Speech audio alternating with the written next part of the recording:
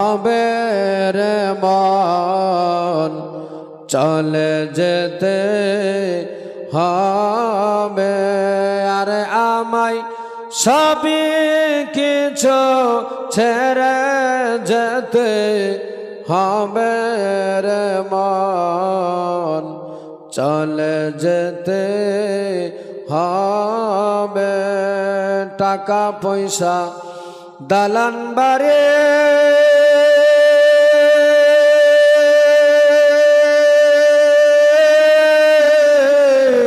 পরে রইবে সুন্দর নারী আর একদিন সবই কিছু তোমায় ছাড়িয়ে চলে যেতে হবে আরে আমায় সবই কিছু ছেড়ে যেতে হবে রে মন চলে যেতে হবে মা কান্দিবে মুখলারে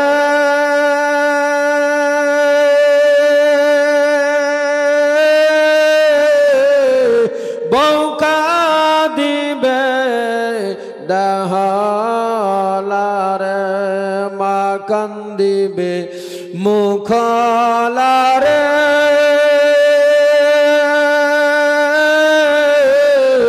বউ কাঁদিবে দেহলারে বন্ধু কাঁদবে রাস্তায় পারে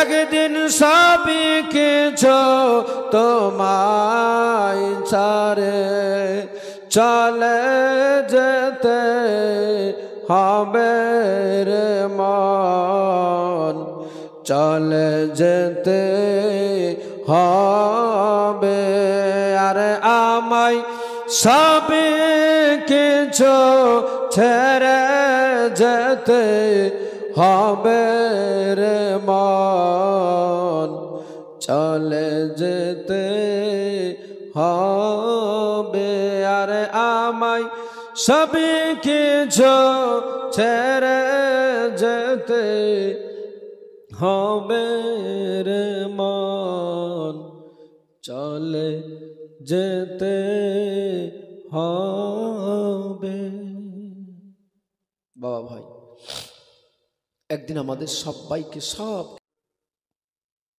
হ্যালো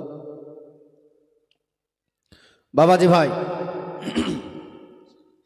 আমার নবীজি সেই সময় বলেছিলেন তোমরা তো আমি হাত কাটতে বলিনি কাটলে কেন বলে নবী গো ভুল করে ফেলেছি একটু আপনি আমার দয়া করে কলমা পড়িয়ে দেন আমার রাসূল সেই সময় বলেছিলেন পড়ো কালমা তাইয়্যিবা লা ইলাহা ইল্লাল্লাহ মুহাম্মাদুর রাসূলুল্লাহ সাল্লাল্লাহু আলাইহি ওয়াসাল্লাম আমার নবীজির কাছে বলেছিলেন ইয়া রাসূলুল্লাহ আপনি আমারে ক্ষমা করে দেন আমার নবী বলেছিলেন যা আমি তোমারে ক্ষমা করে দিলাম ওই লোকটা নিজের কাটা হাতটাকে নিয়ে বেরিয়ে যাচ্ছে আমার নবী বলেছিলেন দাঁড়াও দাঁড়াও এখন তোমার আর যাওয়া হবে না কারণ তখন তুমি যেই অবস্থাতে এসেছিলে আর এখন যেই অবস্থাতে তুমি যাবে অনেক পার্থক্য আছে এখন তুমি যদি এই কাটা হাতকে নিয়ে আমার কাছ থেকে যাও তাহলে তোমার রাসূলুল্লাহর তৌহিন হবে অতএব এই অবস্থাতে যাওয়া যাবে না যখন তুমি নিজে যেই নবীর মুহাব্বতে যেই নবীর ভালোবাসাকে সামনে অন্তরে রেখে নিজের হাতকে কাটতে পেরেছো সেই রাসূলুল্লাহ তোমার হাতকে জয়েন্ট লাগাতেও জানে বলুন সুবহানাল্লাহ জোরে বলা যাবে না আমার নবী বলে যখন তুমি কেটে দিয়েছো হাতকে আর কাটা অবস্থাতে এসেছো বেদিন হিসাবে এখন তুমি ঈমানদার হয়ে গিয়েছো এই ঈমানদার অবস্থাতে এই কাটা হাতকে নিয়ে গেলে তোমার নবীর সম্মানে ব্যাঘাত ঘটবে অতএব যখন তুমি কাটতে পেরেছো আমি রাসূলুল্লাহ তোমার কাটা হাতকে জয়েন্ট লাগাতেও জানি আমার নবীজি সেই সময় কোনো সুই সুতা দিয়ে সেলাই করেননি। আচ্ছা বলেন তো, যদি কোনো হাত ছুটে যায় কিংবা কেটে যায়, একেবারে যদি কেটে যায়, সেটাকে জয়েন্ট লাগানো যাবে? কথা বলে না, লাগা যাবে? যদি একটু লেগে থাকে, কোনো রাস্তা থাকে, যদি একেবারে ছুটে যায়, ওটা আর হবে? কোনো ডাক্তার আছে? কেউ পারবে না। কিন্তু আমার রসুল বলছেন যে যখন তুমি কাটতে পেরেছো, আমি জয়েন্ট লাগাতেও জানি। আমার নবীজি সেই সময় সুই সুতা দিয়ে সেলাই করেননি, কোনো মেন্ট লাগাননি, কোনো ওষুধপত্র লাগায়নি। তারপরেও আমার রসুল বলছেন যখন তুমি কাটতে পেরেছো, আমি জয়েন্ট লাগাতেও জানি। কেমন করে জয়েন্ট লাগিয়েছিল? আমাদের কতটা নবীর প্রতি প্রেম, ভক্তি, ভালোবাসা, একটু শুধু দেখবো 5টা মিনিট আপনাদের মাঝে। আমি চাইবো না আপনাদের কাছে বেশি কিছু, তবে আজ শুধু একটু প্রমাণ দেওয়ার জন্য যে আমার রসুলের প্রতি কতটা মোহাব্বত, ভালোবাসা, আমার নবীর প্রতি কত সেই লোকটা ভালোবাসা রেখেছিল, আমার নবীকে কেমন ভালোবাসা বেসেছিল যে নিজের হাতকে কেটে দেহ থেকে আলাদা করে দিল। আমার নবীর কাছে এমন পছন্দনীয় হয়ে গেল, সেই লোকটার হাত, কাটা হাতকে আমার নবী জয়েন্ট দিতে যাচ্ছে। কেমন করে বলবো আপনাদের মাঝে? তার আগে 100টা করে টাকা চাইবো, হবে? 2-1টা আল্লাহর বান্দার কাছে হবে না? যদি থাকে হবে, হবে 100 টাকা। মা বোন হবে না আপনাদের কাছে? বেশি না, 500 লাগবে না, 100 টাকা করে শুধু। দেখেন তো চেষ্টা করে, ইনশাল্লাহ, মাশাআল্লাহ। এই দেখেন, হবে রে মন চলে যেতে হবে, আরে আমায় সবই কিছু ছেড়ে যেতে হবে রে মন চলে যেতে হবে। টাকা পয়সা দালান বাড়ি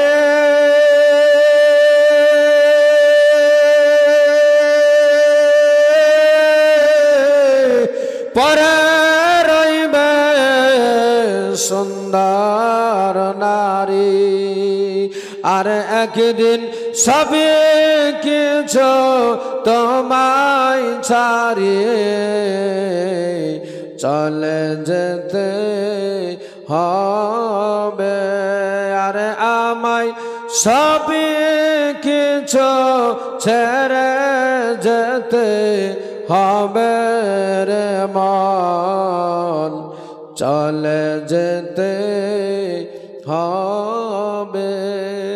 মা কান্দিবে মুখলারে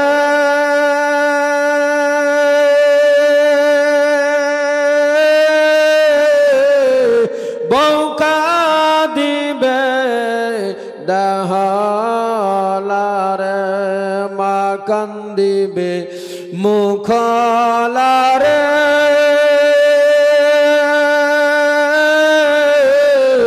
বউ কাঁদিবে ডাহালারে, বন্ধু কাঁদবে রাস্তায় পারে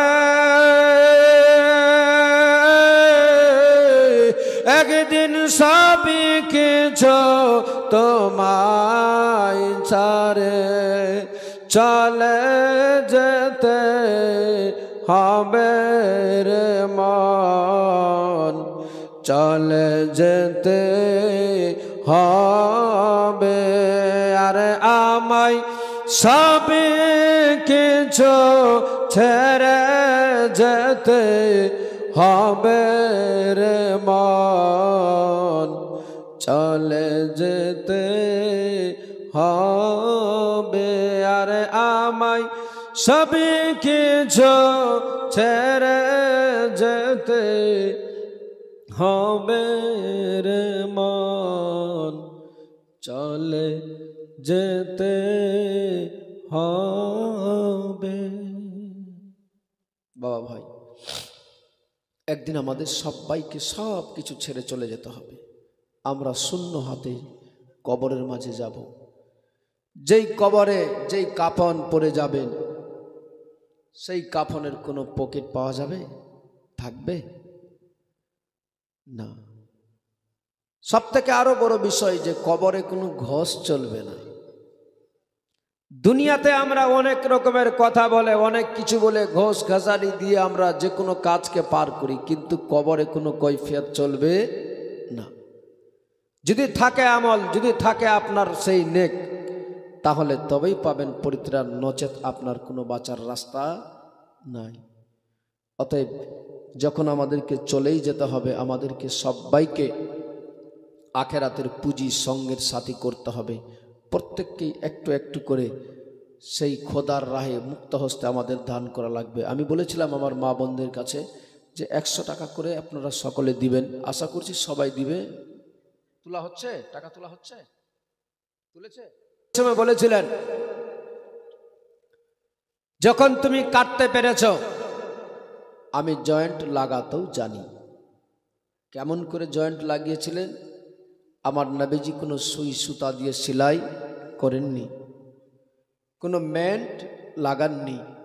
আমার নবী ওই লোকটার যার হাতখানা কেটে গিয়েছিল, তার হাতখানাকে আমার রাসূলুল্লাহ বাম হাতে ধরে নিজের থুথুকে নিয়ে হাতের মধ্যে যেখানে কেটে গিয়েছিল সেইখানে লাগিয়ে দেওয়ার সাথে সাথে ওই কাটা হাতটা জয়েন্ট নিয়ে নিয়েছে। জোরে হবে না?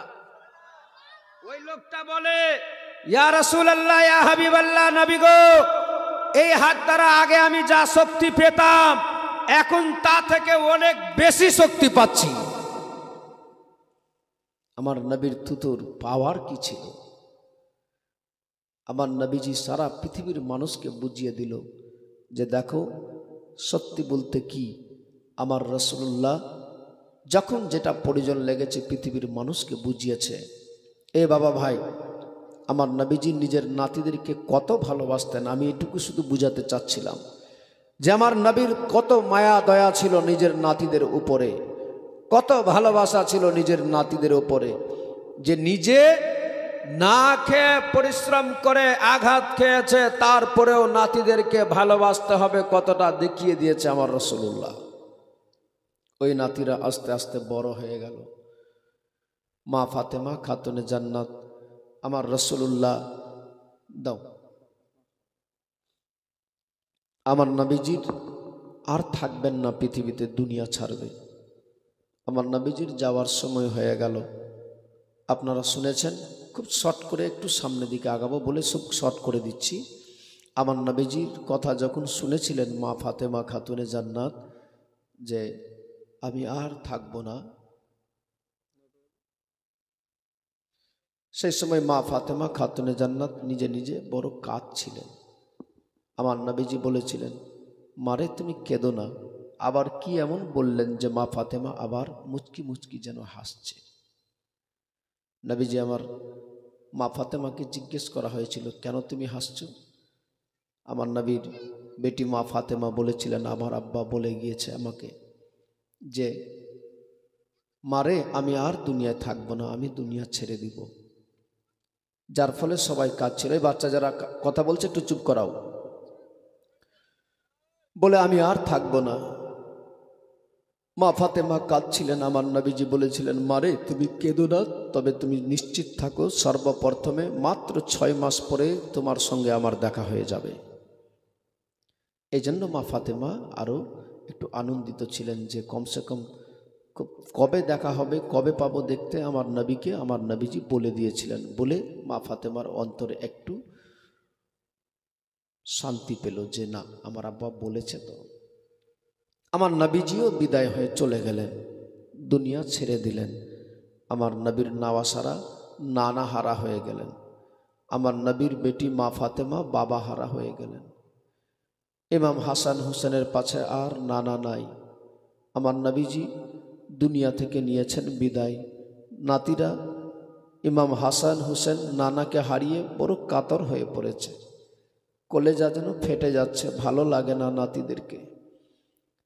তারপরেও মা ফাতেমা শুধু বাচ্চাদেরকে সান্ত্বনা দিচ্ছেন। কয়েকটা দিন কেটেছে, যেতে যেতে যেতে যেতে মাত্র দেখতে দেখতে 6টা মাস কেটে গেল। আমার নবীর বেটি মা ফাতেমা খাতুনে জান্নাত সোমবার দিনগত মঙ্গলবারে স্বপ্নযোগে হঠাৎ করে আমার নবীর বেটি ফাতেমা দেখছেন বারাদার মুসলমান ও আমার মায়েরা, মন দিয়ে শুনে যান। আমার নবীর বেটি ফাতেমা শুয়েছিলেন, স্বপ্ন জগে যেন দেখতে পাচ্ছে আমার মায়ার নবী, দয়ার নবী যেন ফাতেমার কাছে এসে বলতে লাগলেন, মা রে ও ফাতেমা, তুমি আর চিন্তিত হয়ো না, যাওয়ার সময় হয়ে গেল, তোমার আর পৃথিবীতে থাকা হবে না। মারে তুমি দুনিয়া ছেড়ে দিবে, আগামীকাল সবার আগে তোমার সঙ্গে আমার দেখা হয়ে যাবে। মা ফাতেমার ঘুম ভেঙে গেল। যেমনি ঘুম ভেঙেছে, মা ফাতেমার চোখ দিয়ে টস টস করে যেন পানি অশ্রু বয়ে যায়। সকাল হয়ে গেল, বাচ্চাদেরকে খাবার দিতে লেগেছে, নাস্তা দিয়েছে, বিসমিল্লাহ বলে বাচ্চাদের মুখে খাওয়া দেয়। যেমনি খাবার দিয়েছে, সেই সময় ইমাম হাসানের নজর মায়ের মুখের উপরে পড়ে গেল। মা ফাতেমার দেখতে পাই ইমাম হাসান হোসেন যেন দেখছে আমার নবীর বেটি ফাতেমা খাতুনে জান্নাতের দুই চোখ দিয়ে যেন টস টস করে পানি বয়ে যাচ্ছে। ইমাম হোসেন বলেছিলেন, ইয়া ওগো মা, সত্যি করে বলো তো আজকে কাঁদছো কেন তুমি? আমার বাবা কি তোমার কোনো কথা বলেছে, কোনো বকা দিয়েছে যার ফলে তোমার চোখে পানি বয়ে যাচ্ছে? আমার নবীর বেটি ফাতেমা সেই সময় বলেছিলেন, বেটা রে ও আমার কলেজার টুকরা সন্তানেরা শুনো, আসলে তোমার বাবা আমারে বকা দেয়নি, তোমার বাবা আমারে কোনো কথা বলেনি। কেন মা তাহলে কাঁদছো কেন তুমি? চোখে কেন পানি? কি হয়েছে একটু বলো না তুমি? মা ফাতেমা সেই সময় বলেছিলেন, বেটা রে ও আমার কলেজার টুকরা সন্তানেরা, এই জন্যই আমি কাঁদছি, আজকে বড় চিন্তায় পড়েছি আমি। যেই খাবারটা এখন তোমাদের দিচ্ছি আমি মুখে, এইটাই হয়তো আমার জীবনের শেষ দেওয়া তোমাদের খাওয়ানো হয়ে যাবে, আর হয়তো আমার নসিবে জুটবে না বেটা রে। তোমাদের প্রতিদিন যেমনি করে মা হয়ে আমি খাবার খাওয়াই, আর হয়তো খাবার খাওয়াতে পারবো না আমি। কেন মা, কেন এমন কথা বলো তুমি? কেন হঠাৎ করে কি হয়েছে তোমার যার ফলে কথা এমনি বলছো তুমি? কেন মা আমাদেরকে ছেড়ে কেন চলে যাবে তুমি? আমার নানা চলে গিয়েছে, যেই নানা যাওয়ার ফলে আমাদের কলেজা এমনি পেটে যাচ্ছে গো মা, দুঃখে আর আমরা সহ্য করতে পারি না। মাত্র কয়েকটা মাস হয়েছে গো মা, আবার তুমিও চলে যেতে চাও কেন?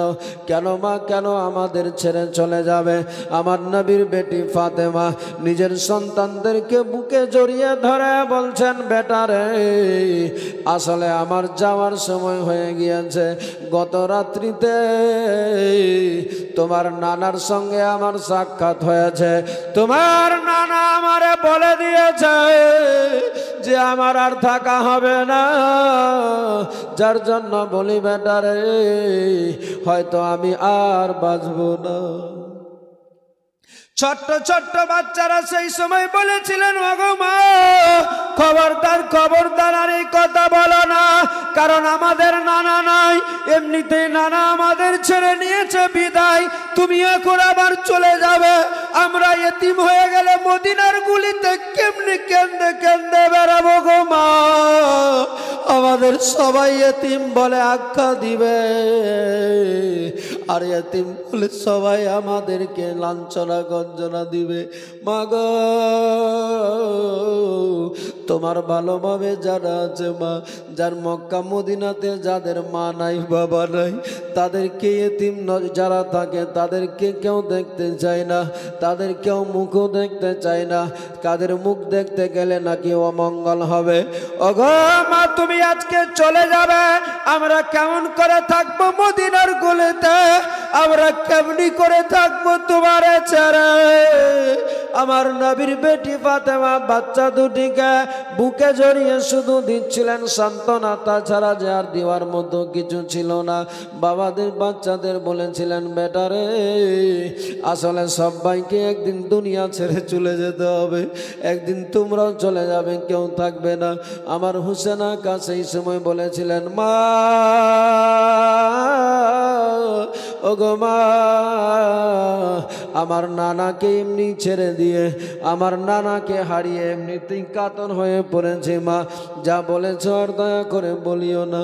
আমার নবীর বেটি মা ফাতেমা বাচ্চাদেরকে সান্ত্বনা দিয়ে কাপড় চোপড়গুলো ধুয়ে দিতে লাগলেন, কারণ জানে যে আর আমার থাকা হবে না। আমার বাচ্চাদের কাপড় চোপড়গুলো একটু আজকে পরিষ্কার পরিচ্ছন্ন করে দিই। খাওয়ার খাওয়িয়ে দিয়ে বাচ্চাদেরকে সান্ত্বনা দিয়ে বিছানায় শুইয়ে দিল। এ বেরাদার মুসলমান বাবাজি ভাইরা, আমার নবীর বেটি মা ফাতেমা মাগরিবের নামাজ পড়ে নিলেন। মাগরিবের নামাজের পরে হযরতে আলী শেরে খোদা আছে, বাড়ির মধ্যে ঢুকে বললেন, হযরতে আলী শেরে খোদা মা ফাতেমার দিকে যেমনি তাকিয়েছে, মা ফাতেমা খাতুনে জান্নাতের মুখখানা যেন মোলায়েম হয়ে গিয়েছে, চোখের মধ্যে যেন পানি দেখতে পাই। হযরতে আলী সেই সময় বলেছিলেন, ফাতেমা ও ফাতেমা, আজকে তোমার হঠাৎ করে চোখে কেন পানি, মন কেন খারাপ, কি হয়েছে বলো? সেই সময় ফাতেমা বলেছিলেন, ওগো আমার স্বামী, ওগো আমার মাথার তাজ, আজকে কয়েকটা কথা বলতে চাই আপনারে আমি। হযরতে আলী বলেছিলেন, বলো বলো বিবি, কি বলতে চাও বলো। হযরতে ফাতেমা বলেছিলেন, স্বামী গো, আমার আর পৃথিবীতে থাকা হবে না। হযরতে আলী সেই সময় মাথায় হাত বুলিয়ে বলেছিলেন, ও ফাতেমা, কেন এমন কথা বলো তুমি? এমনিতেই দুঃখে আমরা কাতর হয়ে পড়েছি, ভেঙে পড়েছি, তারপরেও তুমি আবার কেন এমনি করে কথা বলো? বলে, স্বামী গো, আমার আব্বাকে গত রাত্রে দেখলাম, বাবা বলে দিয়েছে আমারে আর থাকা হবে না, আমার সঙ্গে আগামীকাল দেখা হয়ে যাবে, যার ফলে আব্বা, ওগো স্বামী গো, হয়তো আমার আর থাকা হবে না, আজকে রাত্রিতে আমি দুনিয়া ছেড়ে দিব। ওগো আমার স্বামী, তবে আপনারে একটা কথা বলি, এতদিন হয়ে গেল আপনি আমার সঙ্গে জীবন যাপন কাটালেন, আমার বাবাও সেই সময় নিষেধ করেছিল, তবে স্বামী গো, আজ একটা কথা বলবো আপনারে, আমি চলে যাওয়ার পরে আপনার যদি দ্বিতীয় বিয়ে করার ইচ্ছা হয়, আপনার যদি মন চায়, তাহলে আপনি দ্বিতীয় বিয়ে করে জীবন যাপন কাটাবেন। তবে স্বামী গো, ওগো স্বামী, আমার সন্তানেরা যেন মা মা বলে এতিম যেন না হয়ে যায়, আমার সন্তানরা যেন কোনো কষ্ট না পায়, মদিনার গুলিতে যেন কেঁদে না বেড়ায়, আমার সন্তানদের যদি কিছু হয়ে যায় আমি বড় কষ্ট পাব, আমি বড় দুঃখ পাব স্বামী। তাই আপনারে বলে যায় আমি, আপনি যদিও দ্বিতীয় সংসার করেন, আমার পক্ষ থেকে বাধা নাই, তবে একটাই আপনার কাছে আবেদন নিবেদন জানাই, যে আমার বাচ্চারা যেন শান্তিতে থাকে, তারা যেন কোনো কষ্ট না পায়। এবার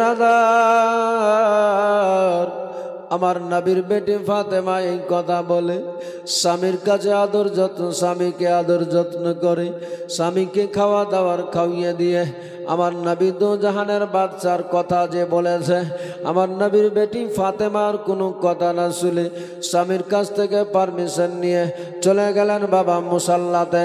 যেমনি মুসাল্লায় পৌঁছেছে, নামাজের হালতে নামাজ পড়তে আছে, বলে বাবু,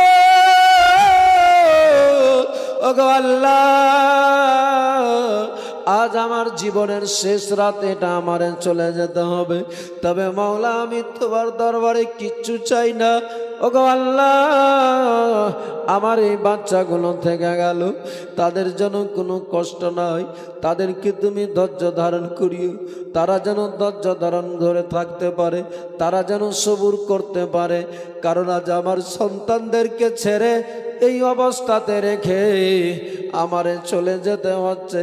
এ মায়ের একবার ভাবেন তো, যদি আপনি আমি জানতাম, আল্লাহ তাআলা যদি আমাদের জানিয়ে বলতে পাঠান দুনিয়া থেকে নিত যে তোমার আগামীকাল মৃত্যু হয়ে যাবে, তোমাকে আগামীকাল চলে যেতে হবে, নিজের বাচ্চা, নিজের স্বামী, নিজের আত্মীয় স্বজন, বাবা মায়ের সামনে কেমন অবস্থা হতো।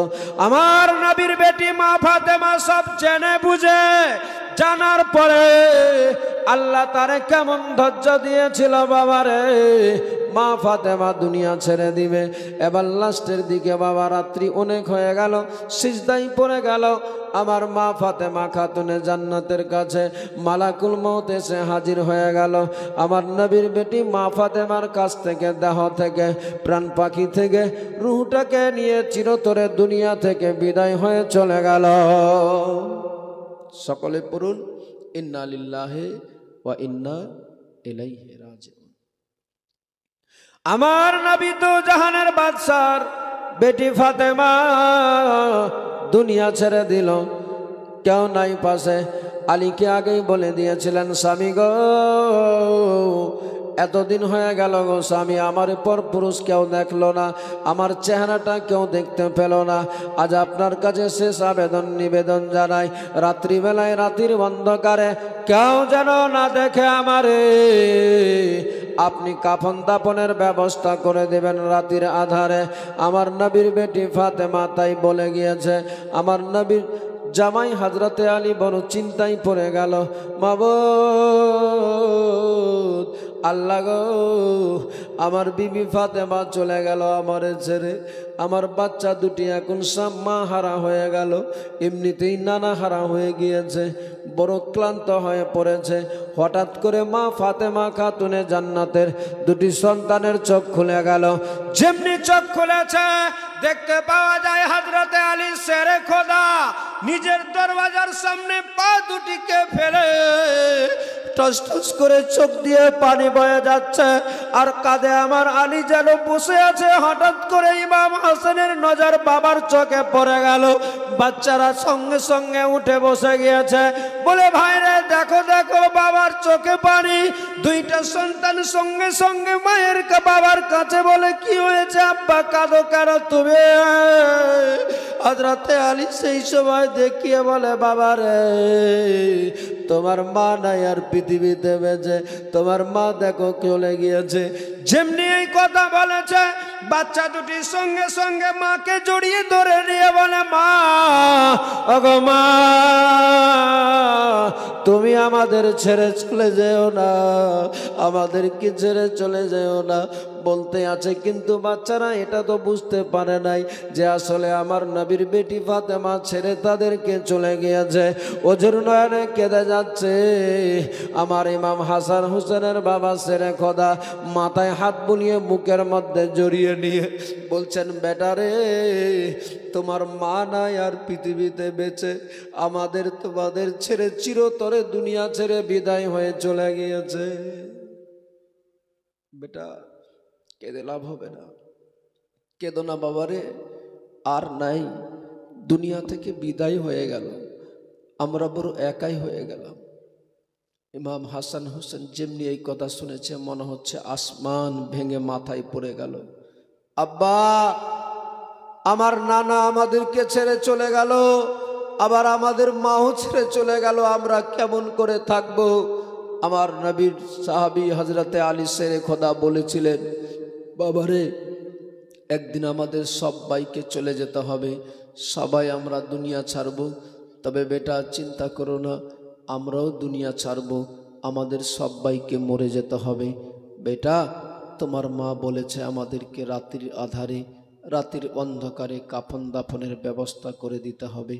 আমার নবীর সাহাবী যেইভাবে বলেছিলেন মা ফাতেমা, সেই অনুপাতে মা ফাতেমা খাতুনে জান্নাতের, খুব শর্টে বলি বাবা, মা ফাতেমার কাফন দাফনের ব্যবস্থা হয়ে গেল। মা ফাতেমা চিরতরে দুনিয়া ছেড়ে বিদায় হয়ে চলে গেল। আমার ইমাম হাসান ইমাম হুসেন আস্তে আস্তে বড় হতে লাগলেন। আমার নবী কামলিওয়ালার নাতি জানের জান নিজের পিতাদের কাছে থাকতে থাকতে থাকতে থাকতে বড় হয়ে গেল। কেমন করে কি হচ্ছে একবার দরুদ শরীফ পড়েন, বলছি সামনে। আল্লাহুম্মা मौलाना मुहम्मद वाला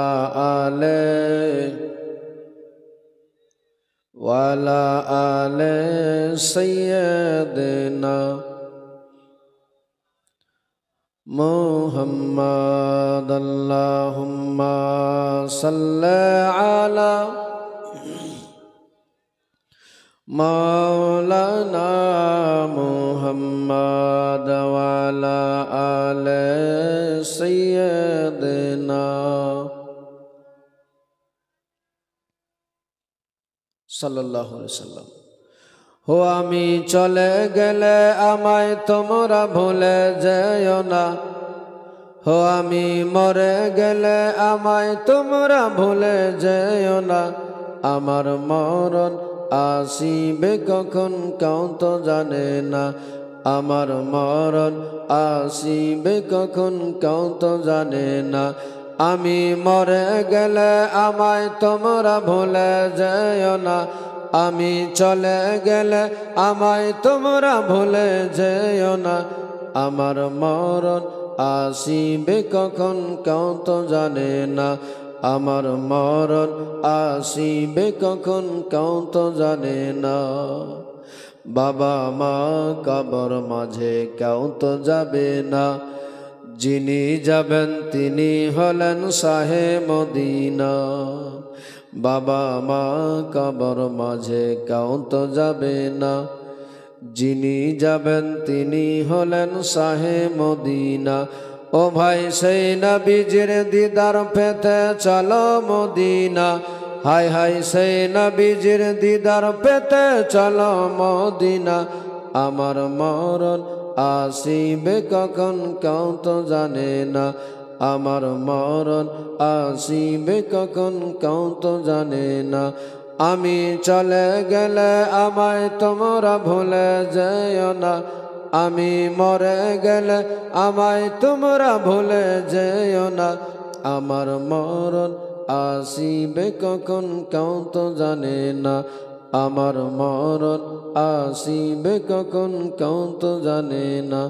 আমি চলে গেলে আমায় তোমরা ভুলে যেও না, আমার মরণ আসিবে কখন কেউ তো জানে না, আমার মরণ আসিবে কখন কেউ তো জানে না।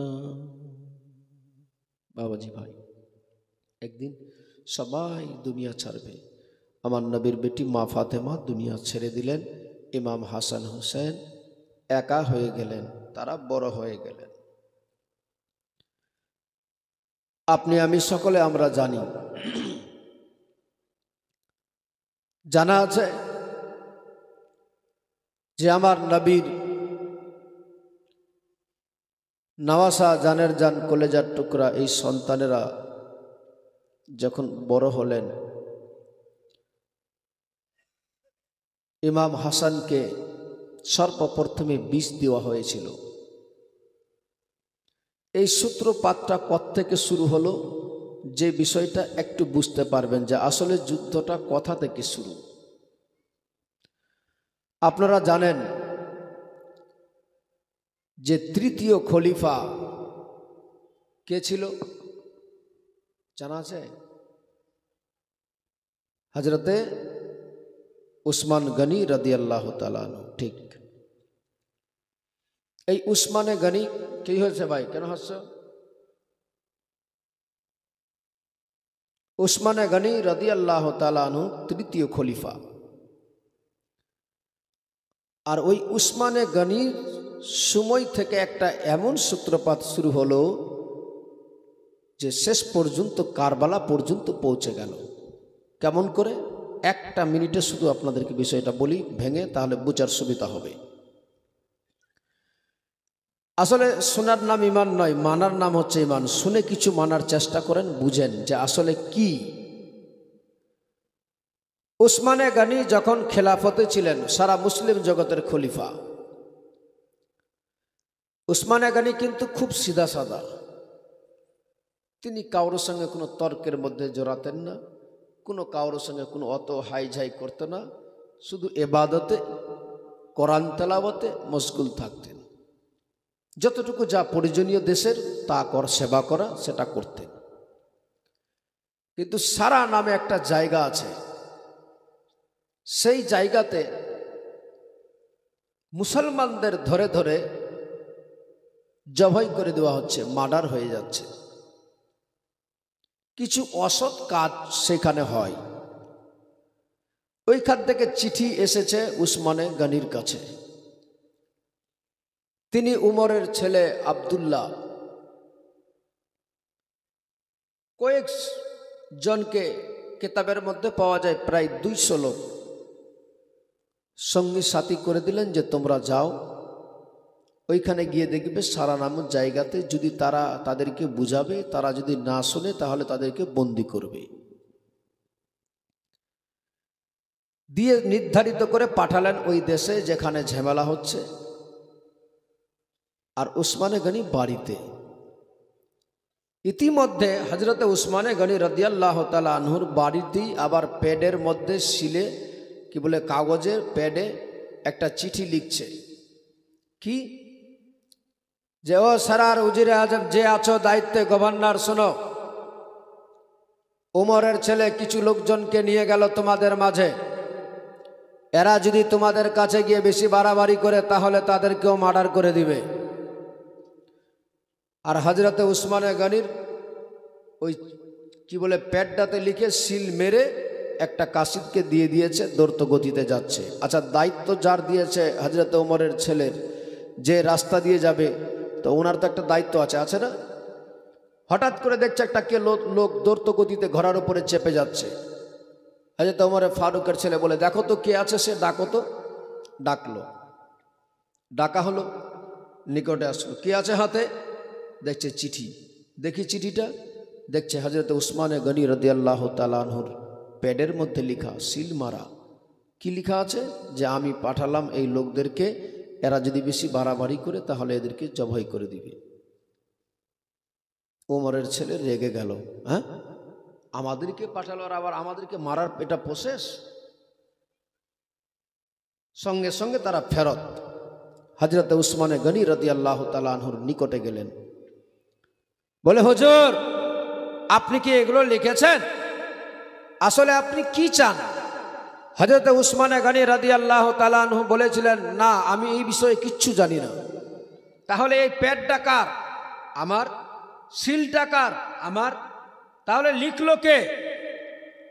নবীর সাহাবী, সারা মুসলিম জগতের খলিফা হযরত উসমানে গনি বলে, আল্লাহর কসম করে বলছি এই বিষয়ে আমি কিচ্ছু জানি না। অন্য কেউ লিখে যেই বাড়িতে ছিল সেই এটা জাসুসি করেছে, যার ফলে হযরতে উসমানে গনি এত রকম বললেন। উমরের ছেলে এবং হযরতে ওমর ফারুকের ছেলে এবং আরো কিছু লোকজন ছিল, তারা এটাকে আর মেনে নিতে পারছে না, কোনো মতেই মানতে পারলো না। মারবেই, ধরবেই, মারো ধরো কাটো, এই শুরু হয়ে গেল। হযরতে আলীর কাছে খবর পৌঁছে গেল। হযরতে আলী সেই সময় কোনো ভাবনা চিন্তা না করে চট করে নিজের সন্তানদেরকে, ইমাম হাসান হোসেনকে নিয়ে এসে গেটে দাঁড় করে দিল। বেটা, তোমরা এই গেটে দাঁড়িয়ে থাকবে, অন্তত আমি জানি তোমরা যদি দাঁড়িয়ে থাকো তাহলে তোমাদেরকে ওভারটেক করে কেউ উসমানে গনিকে মারতে যাবে না, অতএব তোমরা। হযরত উসমানে গনির দরওয়াজার মধ্যে নবীর নওয়াসা ইমাম হাসান হোসেন থাকলেন। কিন্তু এই হযরত ওমর ফারুকের ছেলে আরো কয়েকজন মিলে এরা ছাদের উপরে চেপে পিছন দিক দিয়ে হযরত উসমানে গনিকে লোহার রড দিয়ে আঘাত করে চিরতরে দুনিয়া থেকে বিদায় করে দিল। রক্তে রক্তাক্ত খবর পৌঁছে গেল, মদিনায় শুরু হয়ে গেল, কোহরাম মেচে গেল। উসমানে গনি নাই, দুনিয়া থেকে নিয়েছে বিদায়। কে মারলো কোনো জানা নাই। মদিনার লোকেরা সেই সময় হযরতে আলীর নিকটে গিয়ে বলেছিলেন, হুজুর, সারা মুসলিম জগতের খলিফা উসমানে গনি ছিল, তাকে কে মেরে দিল? তাই চাই এখন এই মুহূর্তে মুসলিম জগতের খলিফা হিসাবে আপনাকে দায়িত্বে বসতে হবে। হযরতে আলী রাদিয়াল্লাহু তাআলা আনহু বলেছিলেন, না না না ভাই, এখন এই মুহূর্তে আমি বসবো না, কারণ যে মেরেছে তাকে আগে বের করব, তারপরে কিছু ভাবা যাবে। মান্যগণ্য যেসব লোক ছিল বুদ্ধিজীবী, তারা বলে, হুজুর দেশ চালাতে গেলে একটা দেশের নেতা মন্ত্রীর দরকার আছে। মুসলিম জগতের খলিফা আমাদের ওসমানে গনি ছিল, এখন নাই বেঁচে, এখন তার দায়িত্বে আপনাকে বসতে হবে, বাকি কাজটা দেখা যাবে। হযরতে আলীও সেই কথাটাকে শুনে গ্রহণযোগ্য মনে করে বসে গেলেন। আর যেমনি বসেছে, যারাই মেরেছে, সেই সময় আমার নবীর স্ত্রী হযরতে মা আয়েশা সিদ্দিকা রাদিয়াল্লাহু তাআলা আনহা হজে যাচ্ছিল। কোথায় যাচ্ছিল? হজে। এরা এবার রাস্তায় চট করে বেরিয়ে পড়ল যে এক্ষুনি যে করা হয়। আর উসমানে গনি হচ্ছে উমাইয়া বংশের। কোন বংশের? উমাইয়া বংশের। মা আয়েশা উমাইয়া বংশের। হযরতে আলী হাসিম বংশের। কোন বংশের? হাসিম বংশের। তো আলাদা হয়ে গেল না? মা আয়েশার সঙ্গে উসমানে গনির একটা একই বংশের। মা আয়েশার কাছে গিয়ে বলতে লাগলেন এই বিদ্রোহী লোকেরা, ওগো মা আয়েশা, ওগো নবীর স্ত্রী, আপনার কি জানা আছে এই ব্যাপারে? জানেন নাকি বলেন। মা আয়েশা বলতে লাগলেন, বলো বলো, কি বলতে চাও, কেন, কি হয়েছে বলো। বলে, ওগো মা আয়েশা, ওগো আমার নবীর স্ত্রী আয়েশা, আপনার জানা নাই এখন বর্তমানে যে আপনার বংশের ছেলে উসমানে গনি, যিনি খলিফা হিসাবে সারা মুসলিম জগতের খলিফা হয়েছিল, সে আর নাই পৃথিবীতে বেঁচে, তারে কে মার্ডার করে দিয়েছে। এখন বর্তমানে হযরতে আলী খেলাফতে বসে গেল। আমাদের মন বলে হয়তো এটা আলীর কারসাজি আছে। একটা বিষ ভরে দিল। হযরতে মা আয়েশাকে বলে, ওগো আমার নবীর স্ত্রী আয়েশা, আমরা জানি না, তবে হযরতে আলী এখন বর্তমানে খেলাফতে বসে গেল। আমাদের মন বলে হয়তো, মনে হয়, হয় না হয় তার দ্বারা এটা কাজ হয়েছে। মা আয়েশা সিদ্দিকা রাদিয়াল্লাহু তাআলা আনহার মনের মধ্যে বাবা পরিবর্তন ঘটে গেল। যেমনি কথাটা শুনেছে, বাবারে আসমান যেন মাথায় ভেঙে পড়ে গেল। খবর পৌঁছে গেল আমার নবীর জামাই হযরতে আলীর কাছেও খবর পৌঁছেছে যে কে যেন নবীর স্ত্রী মা আয়েশার কাছে খবর দিতে গিয়েছে। আমার হযরতে আলী সেই সময় লোকজনকে সঙ্গে করে নিয়ে পৌঁছে গেলেন বাবা ওই জায়গাতে। সেখানে গিয়ে মা আয়েশা সিদ্দিকার নিকটে গিয়ে বলতে লাগলেন, ওগো একটা কথা বলি আপনারে, আল্লাহর কসম করে বলি, হযরতে আলী উসমানে গনির মার্ডারের বিষয়ে আমি কিছু জানি না। আমি খেলাফতে বসতেও চাইনি, জোরপূর্বক করে এরা আমারে বসিয়ে দিয়েছে। তবে আপনারে কথা দিচ্ছি, আপনারে এটুকু বলি, আপনি শুধু কয়েকটা দিন আমারে সময় দেন। পৃথিবীর যে কোনো কোনায় থাক না কেন, যেই অবস্থাতেই থাক না কেন, যারাই উসমানে গনিকে মেরেছে তাকে যেই করে হোক না কেন আমি বের করে আপনার সামনে হাজির করে দিব। আপনি একটু সময় দেন। মা আয়েশা সিদ্দিকা রাদিয়াল্লাহু তাআলা আনহা বুঝে গেলেন, না হতে পারে, ঠিক আছে। সেই সময় দুই দলের লোকই, হযরতে আলীর লোক আর মা আয়েশার দলের লোক রাত্রিবেলায় ঘুমাচ্ছে। এই বিদ্রোহীরা ভাবছে এদের মধ্যে তো পরামর্শ মশওয়ারা হয়ে গেল, আর তো ঝামেলা হবে না। রাতের অন্ধকারে চট করে কি করেছে তারা, মা আয়েশা সিদ্দিকা রাদিয়াল্লাহু তাআলা আনহার দলে পাথর ছুঁড়তে লাগলো। চট করে চোখ খুলে মা আয়েশা দেখছেন, আরে হযরতে আলীর লোক ছাড়া অন্য কেউ নাই। মারলো কে? এই ভুল বুঝাবুঝির কারণে শুরু হয়ে গেল, যুদ্ধ আরম্ভ হয়ে গেল, যেটাকে বলা হয় সিফফিনের যুদ্ধ। কিসের যুদ্ধ? সিফফিনের যুদ্ধ। ইতিহাসের পাতায় আছে সেই সিফফিনের যুদ্ধে হযরতে মা আয়েশা সিদ্দিকা রাদিয়াল্লাহু তাআলা আনহার সঙ্গে আমার নবীর স্ত্রীর সঙ্গে হযরতে আলীর যুদ্ধ চলছে।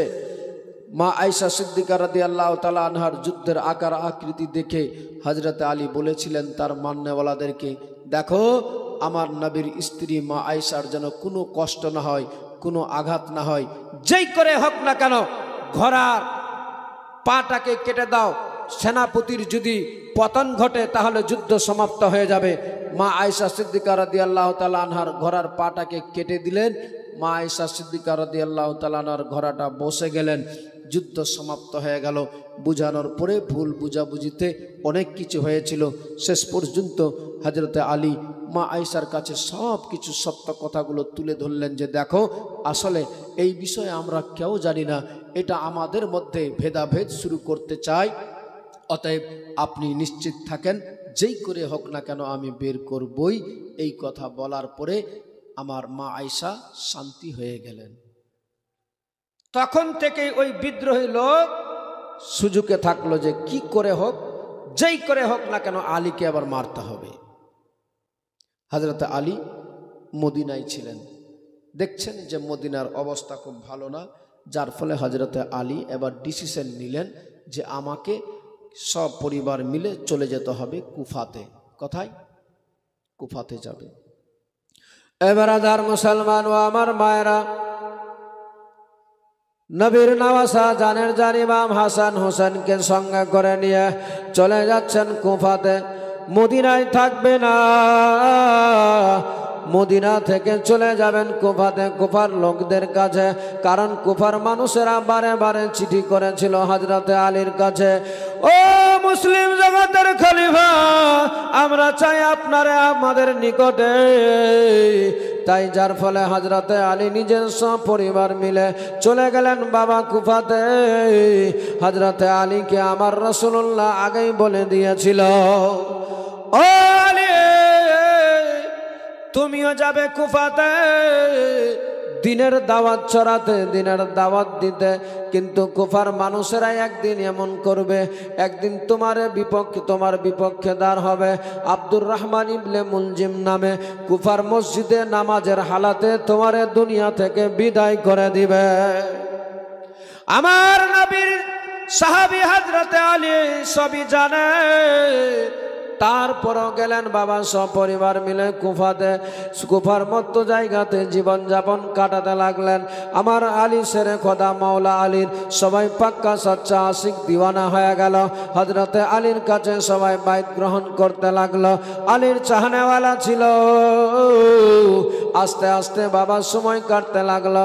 নবীর নওয়াসাদের বিবাহ হয়ে গেল, জীবন যাপন কাটে বাবারে। দেখেন না হঠাৎ করে হযরতে আলীর যাওয়ার সময় হয়ে গেল। হযরতে আলী শেরে খোদা কুফাতে ছিলেন বাবা, মক্কা মদিনা থেকে চলে গেলেন কুফাতে। এবার যাওয়ার সময় হয়েছে, যার ফলে হযরতে আলী শেরে খোদা নিজের সন্তানদেরকে ডেকে বলে, ও আমার কলেজের টুকরা সন্তানেরা, একটা কথা বলি তোমাদের, আজকে আমি ভালোভাবে আমার যাওয়ার সময় হয়ে গিয়েছে, আমিও চলে যাব দুনিয়া ছেড়ে। তোমরা দুই ভাই থাকবে পৃথিবীতে বেঁচে, এক অপরের সঙ্গে সম্পর্ক যেন তোমাদের ভালোভাবে থাকে। তবে বেটারে, ও আমার কলেজার টুকরা সন্তানেরা, আমি তো চলে যাব দুনিয়া ছেড়ে, তবে তোমাদেরকে বলে যাই, তোমাদের বিপক্ষে অনেক মানুষ দাঁড়াবে। যতই যেই যাক বলে যাক না কেন, তোমরা সঠিক পথেই চলবে। আমার নবীর নওয়াসা জানের জান ইমাম হাসান হোসেনকে বোঝায়, আমার নবী দো জাহানের বাদশাহ বলতে দো জাহানের বাদশার নাতিরা বুঝে যায়। হযরতে আলী শেরে খোদা সেই সময় নিজের বেটি জয়নাবের কাছে গিয়েছিলেন, বলে, বেটি রে, ও মা জয়নাব, আমার যাওয়ার সময় হয়ে গেল, আমার আর থাকা হবে না, আজকে আমি আর থাকতে পাবো না, আজকে আমার জীবনের শেষ দিন হবে। সেই দিনে হযরতে আলী শেরে খোদা রোজা করেছিল বাবা। মা জয়নাবের কাছে যখন দিনের বেলা গিয়েছিলেন, মা জয়নাব বলেছিলেন, আব্বা, ওগো আব্বা, কেন এমন করে কথা বলেন আপনি? আমার নবী সাহাবী হযরতে আলী শেরে খোদা বলেন, বেটি রে, তোমার নানা দো জাহানের বাদশা আমারে বলে চলে গিয়েছে, আজ তার সেই সময় হয়ে গেল, আজকে রাত্রি বেলায় আমারে কুফার মসজিদে মারা হবে। এ মুসলমান, বলুন তো, আমরা যদি কেউ জানতে পারি আমাদের মেরে দেওয়া হবে অমুক জায়গাতে, আমাদের জীবন চলে যাবে অমুক জায়গাতে যেতে গেলে, বলুন তো আমরা কি নিজের জীবন দিতে যেতাম?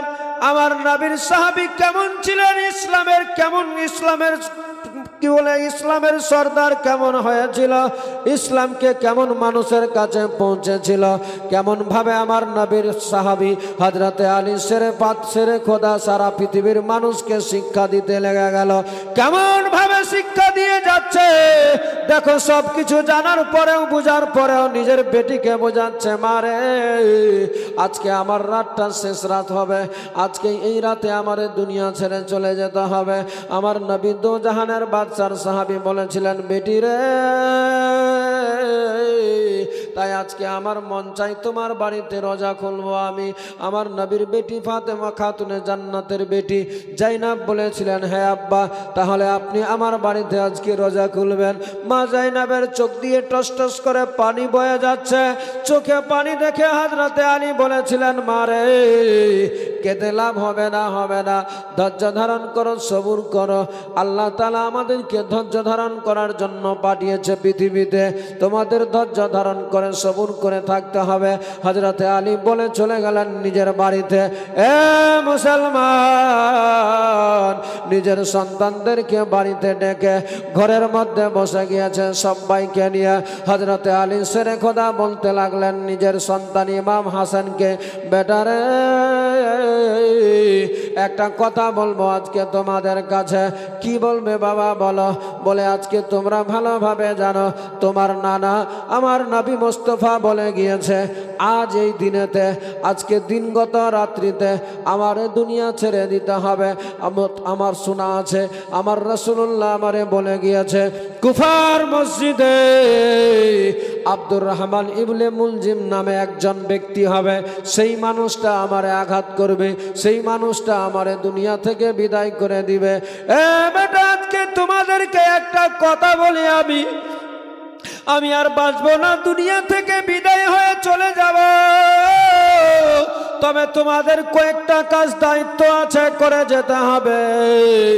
বলেছিলেন কি করতে হবে আব্বা? বলে বেটারে,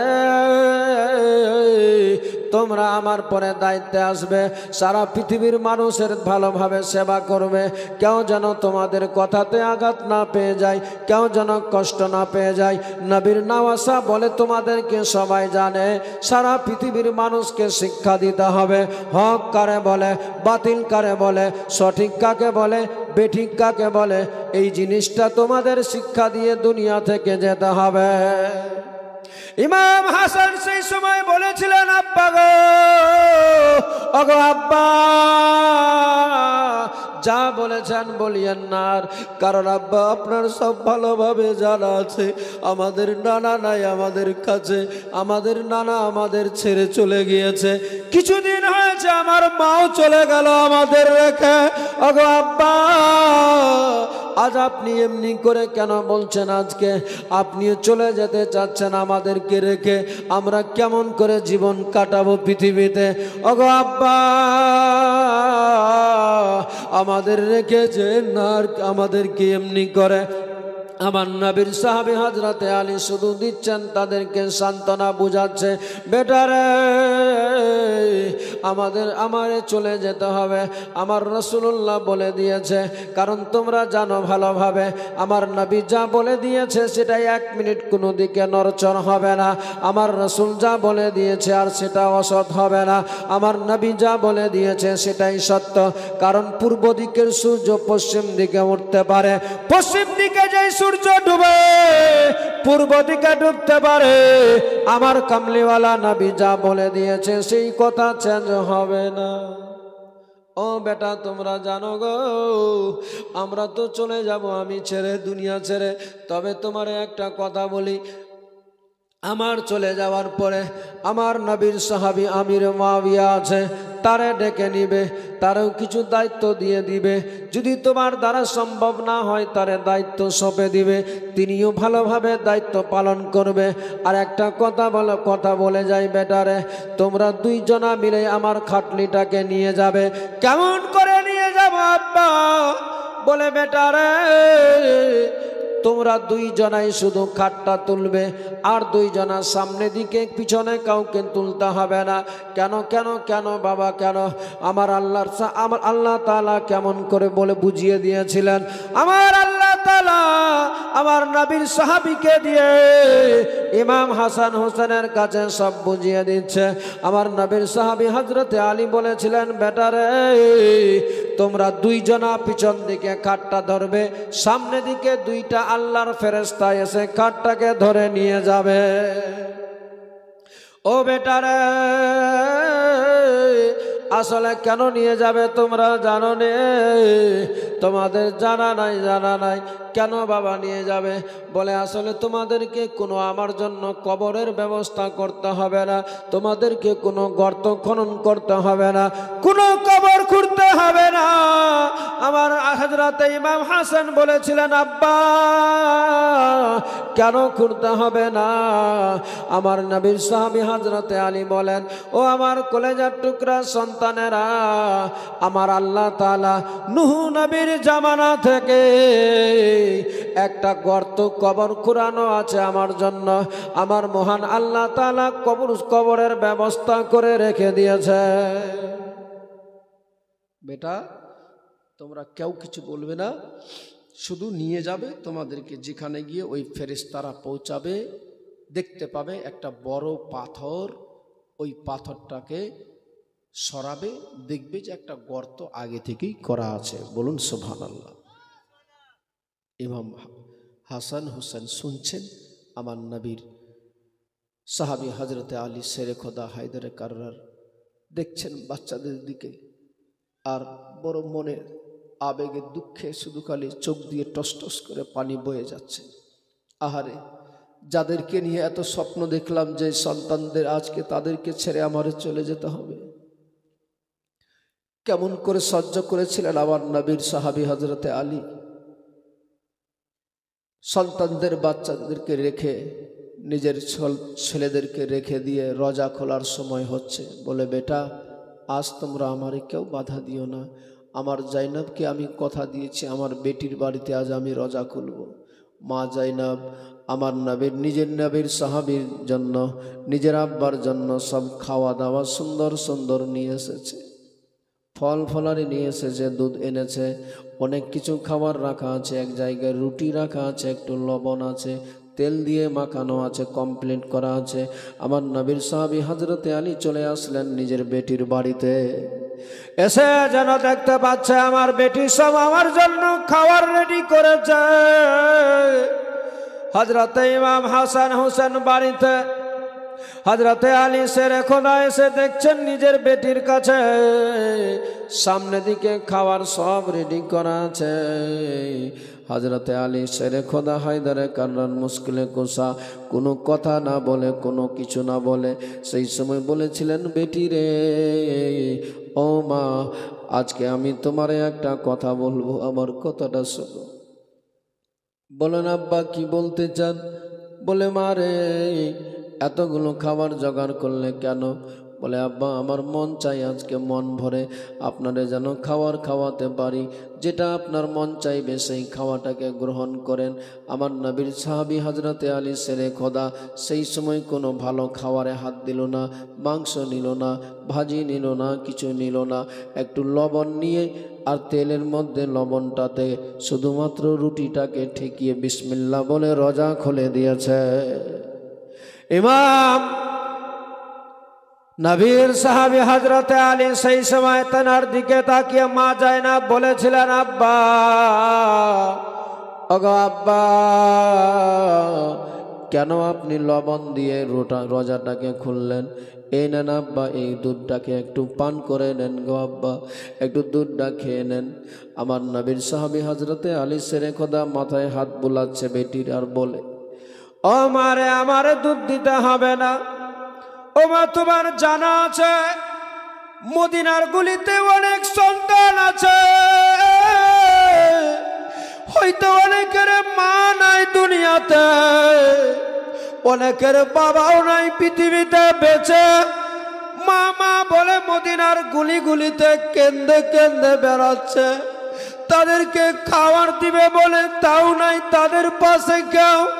আজ আমি বলতে চাই মারে, আজকে যেই বাবার জন্য তুমি খাবারগুলো জোগাড় করেছ, সেই বাবাকে না খাওয়ে ওই বাচ্চাদেরকে যদি খাওয়াতে, তোমার বাবা বেশি খুশি হবে, তোমার বাবা বেশি তোমার প্রতি সান্ত্বনা শান্তি হবে, তোমার বাবা তোমার উপরে বেশি খুশি হবে।